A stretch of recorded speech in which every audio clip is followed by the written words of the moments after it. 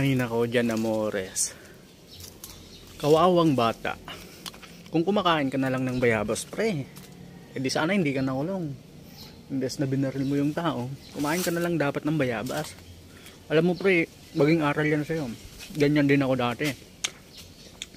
Mainit din ulo ko dati. Nakakalaban ko pa dati LeBron James, Kobe Bryant, sina Kibuloy. Yan yung mga nakakalaban ko dati. Tanda ko nga nag 1-on-1 kami ni LeBron James, full court pre, 1-on-1 yun na. Natalo siya nun. Hindi nagbayad, nag-init ulo ko nun pre. Ang ginawa ko, sinatgan ko siya, takbo siya. Pero na-realize ko pre, mali pala yun. Dapat hindi mo dinadaan sa init ng ulo. Kaya ito, kumakain ako ng bayabas ngayon. Kasi nakakatanggal to ng init ng ulo. Kaya dyan, Amores, kapag ka nakalaya ka pre, kumain ka ng bayabas. Malaking tulong to pre. Hindi yung basta-basta na mamaril ka pre.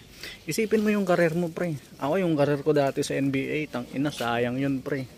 Isipin mo yung mga kalaban ko dun dati, sina Stephen Curry, yan, mga LeBron James. Yun yung mga nakakalaban ko dati, talagang mga superstar pre. Dala ng init ng ulo. Wala, hindi na ako tinanggal na ako pre. Ikaw ba naman pinasabog ko sila putang inang yan. Pustahan kasi kami nun. Dapat ice tubig lang. Nilagyan nila ng pusta pera. Talo sila hindi nagbayad. Nag-init ulo pre, sinatgan ko sila. Sina Stephen Curry.